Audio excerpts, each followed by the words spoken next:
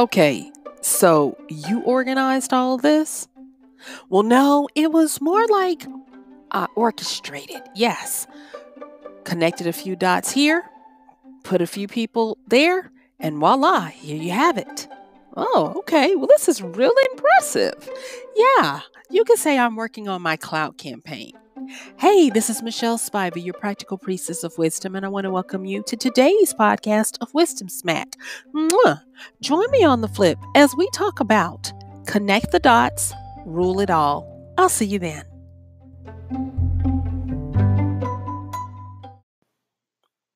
All right, so recently I've been trying to learn what it takes to put on certain types of events. And I'm just going to cut to the chase and say that I don't have the patience for it. And so I was talking to someone who does this all the time. And once she laid out all of the spinning plates that have to keep going, the different projects and the binders and the books that she uses for these things, I was like, Uncle. And I just was like, why would you put yourself through this? And she absolutely loves it. But then she said something that reminded me of a lesson that I have had to learn in my wheelhouse. And that was, she said that she networks. It's all about having a very good network. And it all clicked. And so today I want to talk to you about not only networking, but how do you connect the dots? And I will say this that when you can connect dots, you can rule it all. There are many different avenues and roads that all lead to Rome, if you will. And so today I'm just going to be talking a little bit about some wisdom smacks on how to infiltrate, how to get in and learn some things and get to a point where you are a mover and a shaker and you are doing what you want. Many times I've had people ask me, well, Michelle, how did you become this? Or how did you figure out that? And when I look back over it, some of the things that I'm going to be talking to you about today in our wisdom smack is things that I had to learn, things that were taught to me, and so I'm passing it on to you. So the first thing I want to say is that if you ever want to know how to get into a certain field, get into an industry, organization, or whatever, you need to learn how things are done. Too many times I have been guilty of it in the past, and people that I've actually helped have been guilty with using an outsider's understanding of what is actually going on. One of the biggest things that I can help you with regards to wisdom, if you ever want to get into an industry that doesn't seem like it is open, is to do your due diligence to understand the infrastructure. And when we're talking about the infrastructure, yes, I am talking about who are the perceived stars and who are the movers and shakers, but then more so, who are the puppet masters? Who are the people who hold the actual power? And and this is the thing that has always amazed me, that if you ever see someone visibly, no matter how much money it seems like they have, how much power, knowledge, or whatever, there is always going to be another person, an organization, a group, or whatever behind the scenes that has even more power. And it is something about understanding that underpinning of the foundation of the true, where the true power is, that has fascinated me. And it wasn't until I started understanding that and looking for, sussing out who really does have the power, that I started to understand that when you can connect the dots, understand how things are done, get a good network, and a whole bunch of other stuff we're going to talk about today, that you can end up ruling it all. And you never need be that person who's out in front. Now, we're taught in our society, Western society, that we need to be outgoing, we need to be influential, we need to be seen, and all of this kind of stuff. And yes and no, it just depends. Yesterday, we talked about knowing some things about yourself to know your true value. And one of those things was to know your timing, know when, know where and when you are. And that goes over into today, that if you understand where you are in your journey, and a lot of times it will be obvious, especially if you're starting out or if you're established, but those in between times, those intermediate times are going to be a little tricky. But try to keep some type of level-headedness and groundedness to remember where you are in the process so that you won't mess up and you won't get it wrong. And the reason why I say that is because when you're setting out to achieve some type of goal, there are going to be gatekeepers. There are going to be key holders. They're going to be the power brokers. They're going to be um, the mascots. There are just so many different people and organizations that are going to be the ones that help or hinder your progress. I'll tell you, there was a program I was trying to get in, and I was doing my best to do all of this and understand how the game was played and all of that. And this was the biggest aha that I got because I thought I understood truly how to understand and read between the lines. But there was another component that I was missing. And I'll just be honest, it was a academic program that was very strenuous. And I thought I had done everything I needed to learn the infrastructure and all of that. But what I didn't realize was that in learning the infrastructure of where I was trying to go, I didn't understand its hierarchy.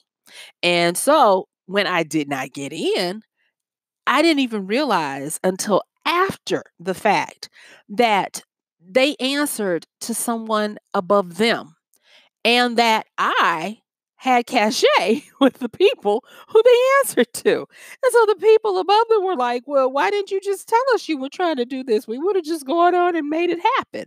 But by that time, it was a missed opportunity. I'd gotten somewhere else. And I was like, no, thank you. I'm okay.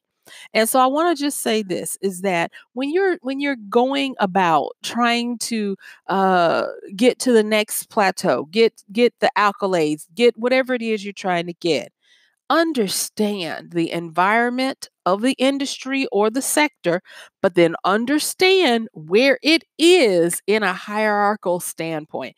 Is it the apex? Is it the top? Or is it somewhere in the middle or the bottom? Are there other places, other people, other organizations that have more power and have effect on them? And the reason why I want to make sure that you understand this is because a lot of times the infrastructure has nothing to do with the immediate place or organization or thing you're trying to affect. So you might be, say for instance, you're trying to become an actor, and you think that understanding who the director and the casting people are, and I'm not in this industry, you guys, so I'm not able to give you a really good example. I'm actually doing what I asked you not to do, and that is an observer's whatever. But for the sake of this, let's go on with it. And you think that, okay, I understand the people at the company and the writers and the backers and all this kind of stuff, and that's well and fine, only to not have done your true homework and understand that this is a project that's being funded by some folks who it's the end of the quarter, the month, the year, or whatever, and they need to invest some monies or it will not be able to be used the way or they'll get taxed or whatever it is. And so you might need to look at adjacent industries and maybe you need to look at the laws and things that are causing the flow of money to go in different places. And I will say that that little part I didn't have that in my notes, but I want to say that and make sure you understand it right now.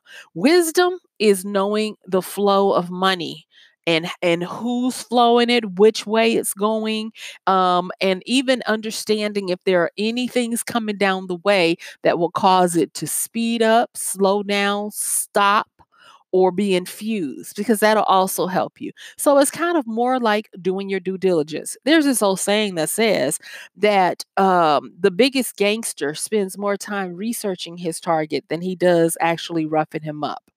And I was just amazed that I was like, you know what? Truly, if you would want to have a greater success at anything, you'll do your due diligence, you'll vet, and you'll research. And everybody has to do it. You got to learn what you're getting into. So now that we have talked a little bit about the underpinnings of connecting the dots to rule it all, I want to talk about the idea of progress and the idea of what it takes to actually get something done, get something achieved so that you can help others, help yourself. And that starts with just that thing. One of the movies that I did not understand until I was older was the Godfather trilogy. And his whole premise is a good example of this, how he was able to amass so much power by understanding his network, building his network on a whole bunch of different favors, and understanding that it needed to be diversified, like a well balanced, diversified portfolio. And so we're no different. We need to do the same. And so when you're trying to connect the dots to get to where you are trying to be, do not scoff at having diversity.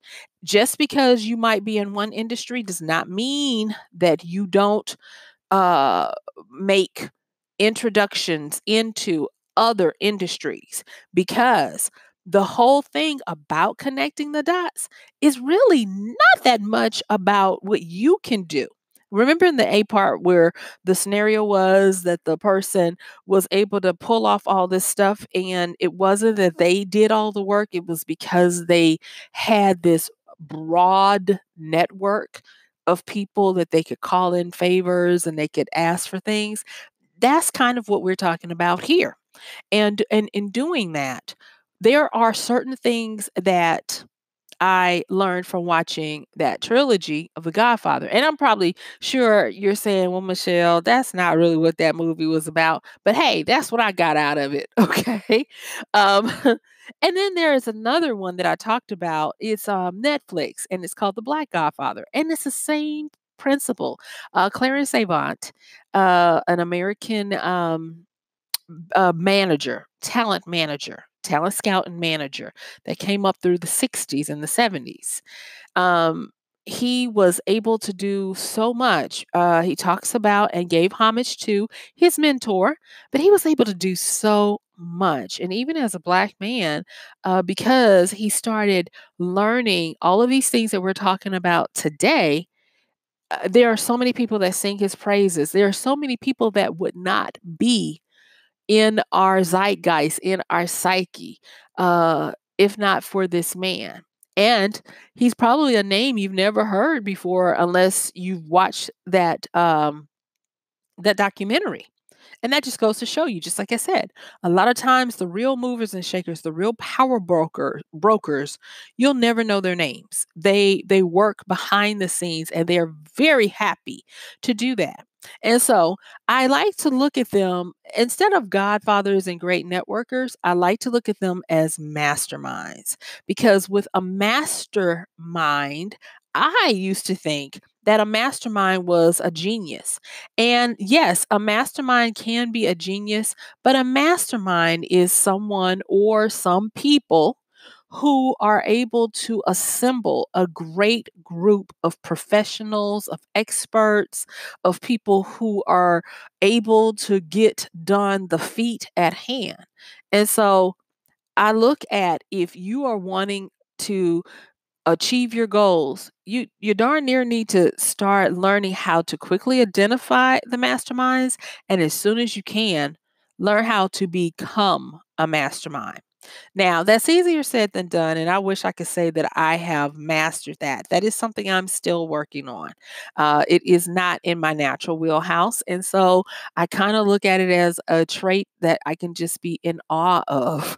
But it's not it's not hard, but the execution of it is where you can get into some things. So, learning how to evaluate what people bring to the table, learning how to read the scene accordingly, learning that infrastructure that we just spent so much time talking about. And get this, learning who truly has clout and cachet. So let me talk about cachet. And I remember when I was a little kid and I would see cachet written out, I was like, catch it? And it was my grandmother was like, no, that stands for cachet. And I remember her making me get the dictionary out and read it. And so to this day, I am always fond and get a little giggle about the word cachet. So when we talk about this, cachet is when you have a distinguished mark or a stamp of approval from higher powers that be. It's kind of like you have that letter of introduction or a credit line where you're able to do more than what you would normally be able to do. You have more resources at your disposal. And so when I think of a mastermind, I think of a person who has a lot of clout and a lot of cachet. Because of this, you have the ability to move with the power of the person or persons that you're in proxy of. And that is when I started understanding that part, and listen to me, you guys, because this will help you. This is a wisdom smack. When I started realizing that being able to get where you want to get and do what you need to do, it's not necessarily about schmoozing. It's not necessarily about pandering to people as much as it is about understanding this part that you need to be able to quickly assess where the resources are, who needs to be in the spotlight, who is fine from behind, and get this, learning how to do what is needed to help them. There, there is so much. If you just do a study on a true mastermind, usually the mastermind is the servant to the group they assemble because they want to make sure that the people who are able to do their jobs or what they bring to the table, they're free to be able to do that. And so the mastermind usually takes a subservient position, and the mastermind is usually willing to do favors for, to make introductions to give people what they need. I oftentimes think of movies like Ocean's 11 and all of these things when you look at how they portray masterminds. And the masterminds, if they've done it, I think, in the right way, the most realistic way, the mastermind, yes, they do come up with a plan. Yes, they do go out and source for the talent. But if you look at the application of the plan and the talent doing what they need to do, the mastermind a lot of times is doing all of the things that it takes to make sure that they are able to do what they need to do. And so when I started considering this big project that I wanted to pull off, I'm still going to pull it off, but and started going and taking my own advice and learning a little bit about the industry, the movers and shakers, how things are done, making sure that I am not trying to come into an industry and step on the toes of someone who holds the real power, understanding the different types of power. We've talked about those many times on this podcast. I was led to be able to talk with this person, and she confirmed what I was starting to gather, that you have to have a really big network or just certain things won't get done. And if you don't know the right people, no matter how much money, how much you've done, they will not be moved, because if they don't know you, or if somebody that they know is not willing to speak up for you, it's a wrap. It's not happening. And so that was the thing that got me to like, oh my gosh, it's well past the networking. So let me go back and recap real quick of what we've covered to be able to truly connect dots to rule it all. You first and foremost want to understand the infrastructure and the environment. Learn who the movers and shakers are. Those are usually going to be the people out front that you can quickly identify. But for every one of those, no matter how rich, important they seem, there's always going to be a person or persons beneath the scenes, behind the screen, that are the true puppet masters with the true power. And then you want to look at the people who are masterminds, who are the great networkers, who are the ones that get stuff done. They a lot of times may be in that background, or they may be people in service to the people in the background. The next thing you want to do is identify who has cachet and then start building yours.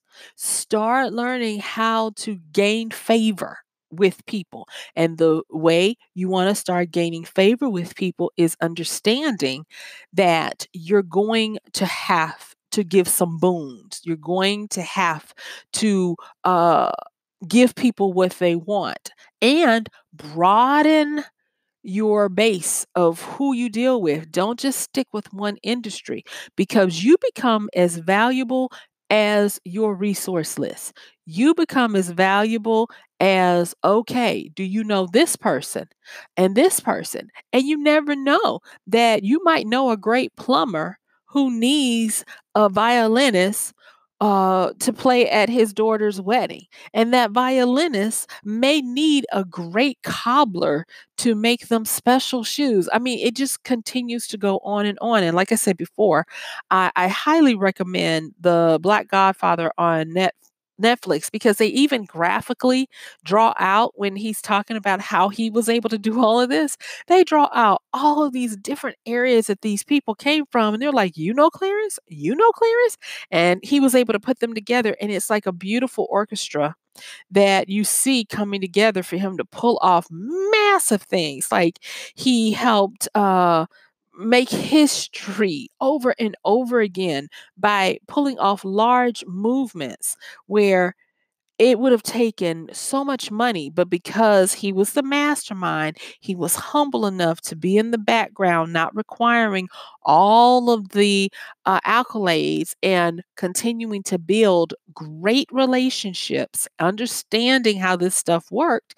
He was able to do some great things. So let's move on, because I have a few more things I want to tell you before I let you go about these wisdom smacks and how to really get in to where you're trying to go and what you're trying to achieve. All right. So once you've got the infrastructure, starting to build some cachet, starting to do some networking, understanding who and how, what I want you to do is learn and embrace the law of affection. EFFECTION. The law of affection. The first time I heard it was in the book The Millionaire Fast Lane by MJ DeMarco, written for entrepreneurs. Both that one and his book after that, I recommend you get them. I'll put the link in the description for The Millionaire Fast Lane.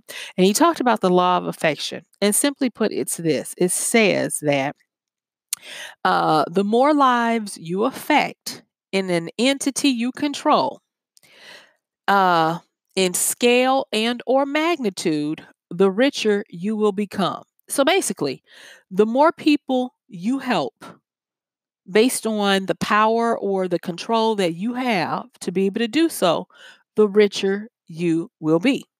And MJ even goes on to say, if you want $1 million, help 1 million people. And in the context of his word help, he's actually using it as being useful, because y'all know how I am about help and usefulness. So if you want $1 million, be useful to what is worth 1 million people, or however that tracks for you. And then this is the thing. that I noticed from the young lady that I was talking with. She spends a lot of time mounting a clout campaign. And y'all, let me just, I know my time is fast moving away, but I just want to take a moment to talk about a campaign because I thought I knew what a campaign was but I didn't until I started studying strategy and things. And so when you're talking about a campaign is a strategy level event. And underneath a campaign, you have a movement, you have a war, you have a battle, and those types of things. And so it's a high level thing. And that means that it's not going to be made overnight. And what you'll need to do is you'll need to understand how to put all the parts together and be very good at assembling something to make a campaign.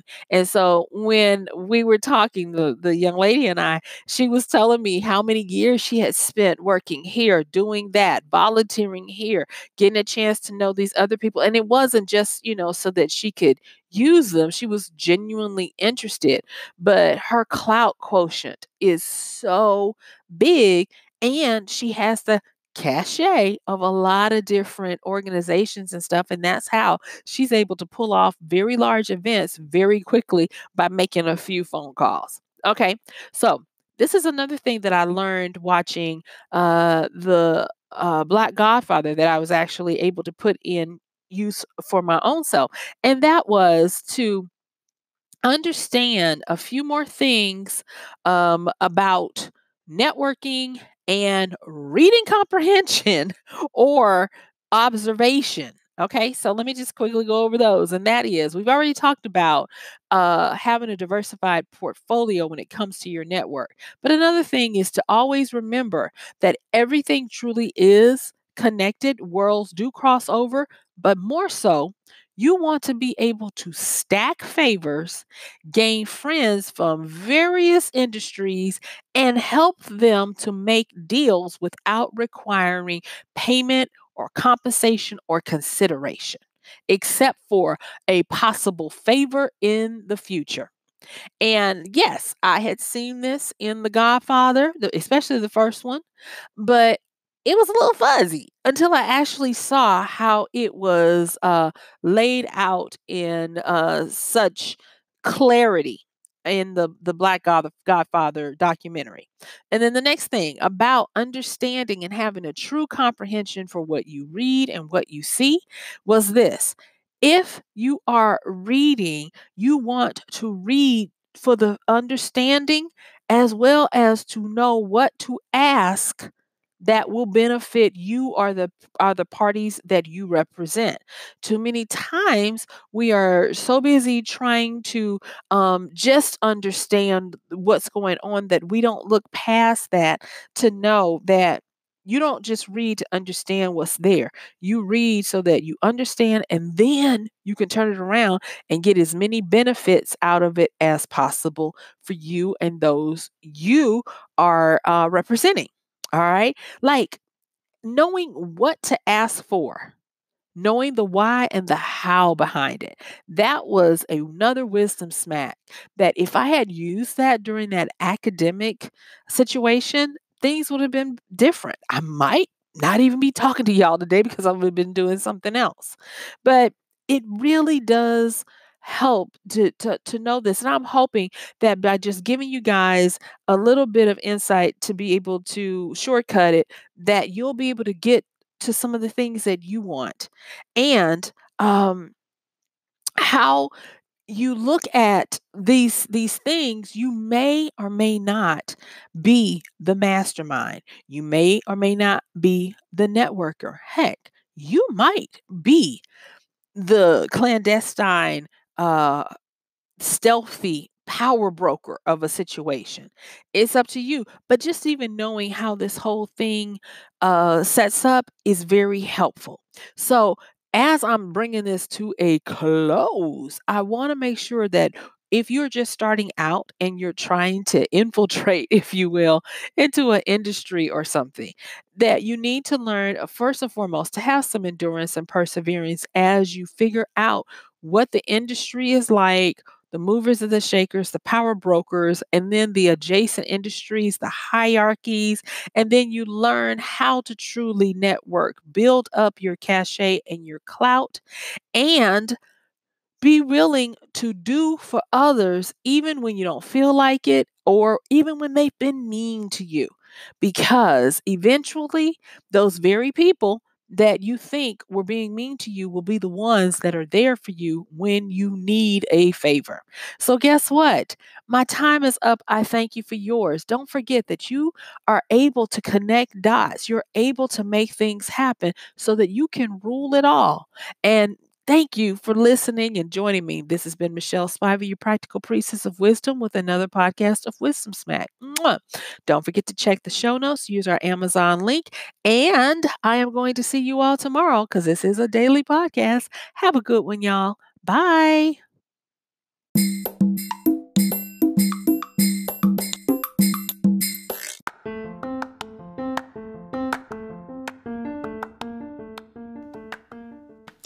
And that's going to do it for today's podcast of Wisdom Smack with MichelleSpiva. If you like this podcast, please help us get the word out. Like, comment, subscribe, and even share. And if you really like it, please help us continue to get the word out by considering using this show's link for Amazon. So when you want to go to Amazon and you do all of your general shopping, please use MichelleSpiva.com/AMZ. It's simple as that. It doesn't cost you anything extra, and this show might receive a little bit of commission that will go towards helping to further get these episodes out to you and to others. So thank you so much for listening. This has been MichelleSpiva with Wisdom Smack. Bye.